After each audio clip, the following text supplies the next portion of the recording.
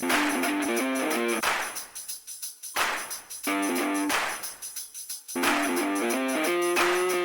everybody. Welcome to the show. Thanks for tuning in. Well, this week, let's talk about AC/DC. For those about to rock, we salute you.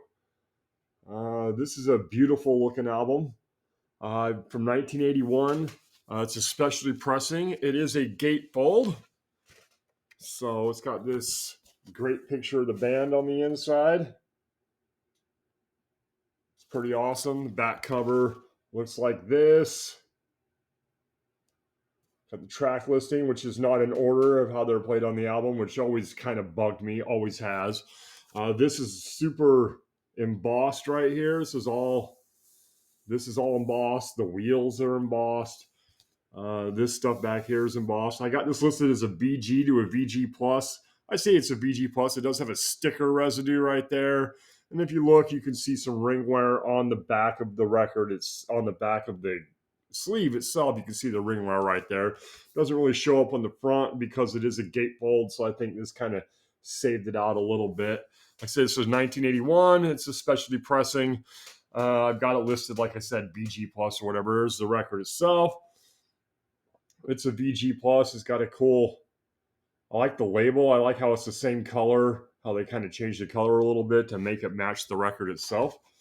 This is the album that's in between Back in Black and Flick of the Switch. I sometimes think it kind of gets overlooked other than the song For Those About to Rock. I mean, it's got great songs on it, and this album, when I play it, it's got a few pops when the needle's placing the dead wax in the beginning. But the first four tracks are super killer. Starts with For Those About to Rock, Put the Finger on You, Let's Get It Up, Inject the Venom. That's the first four songs on the record itself. Side 2, Evil Walks, COD, Breaking All the Rules. There's a few pops and Breaking All the Rules on this copy. Night of the Long Knives and Spellbound. To me, this is a band at its peak, honestly. This is when AC/DC, right after Back in Black, they'd sold millions of copies, and they put this album out. And I think it's a good album, but I think sometimes people trying to compare it to Back in Black, and it wasn't as good as that, didn't have as many hits, so it kind of gets overlooked a little bit. But overall, I think this thing is fucking killer. I've had this copy in my collection for as long as I can remember. This is one of those records that, I mean, I don't even remember when I got it. I know I was in high school when it happened because I've had this record in my collection, like I said, for as long as I can remember. But I don't remember, it slips the mind of when I picked it up or where, if I bought it new or if I bought it used or whatever. I have no idea. Obviously, I think due to this sticker right here that I must have bought it used. So I must have bought it used back in, maybe 82 or 83 and 81. I wasn't buying records yet. I was only like 11 or 12 years old at the time. Right? Yeah. No, a little older than that, but still. Probably wouldn't have bought this record until like 83 probably. So I probably found it used at a record store back in the day, when we used to hang out at the mall or whatever. I've always liked this record, but I didn't play it a whole hell of a lot because I was the same way as everybody else, kind of in between. It's not Back in Black. And by the time I bought this, Flick of the Switch was already out, which is probably my favorite Brian Johnson AC/DC album. So it may not get attention. Maybe that's why it sounds so freaking good when I play it. Like I said, it's got a couple pops in the dead wax and like a little pop on side 2 on like the third song, but it doesn't really affect the play. You can just hear it. So overall, I've had this record for a long, long time. 40 years probably.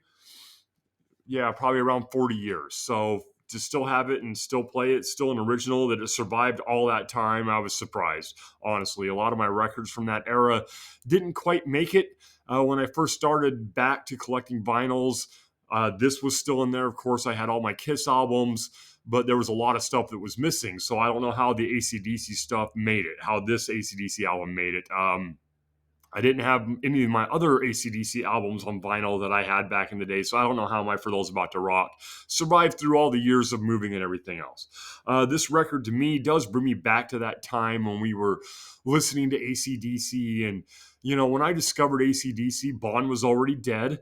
and going back in time and listening to the back catalog and what was coming out in the future. And I was a big fan. I saw him live a couple times, not on this tour. Like I said, this album came out in 81. So like I said, I would have been like 12 at the time. So I did not see AC/DC till probably, I want to say it was the Fly on the Wall tour was the first time I saw him.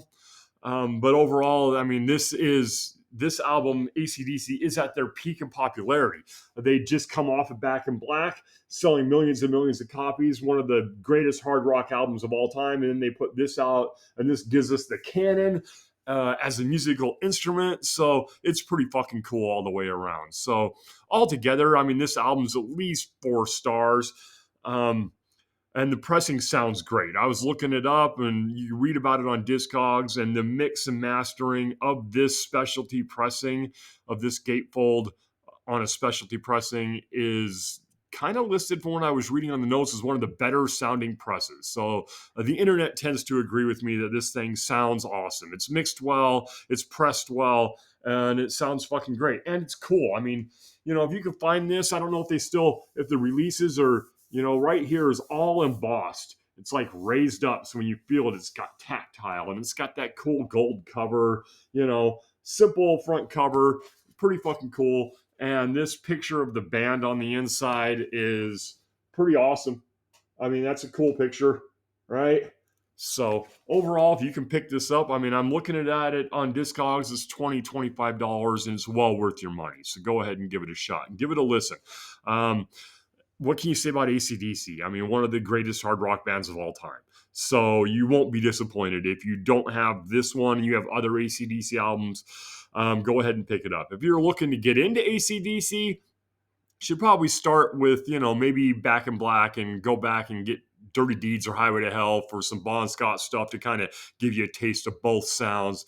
If you don't own any of that and you've never really been into them, I would start there and then work your way to albums like For Those About to Rock. So, all right, well, that's pretty much it for me for today. Thank you very much for listening or watching, and give yourself a copy of this. It's well worth your cash. All right, thank you once again for tuning in. I really appreciate it. We'll talk to you guys.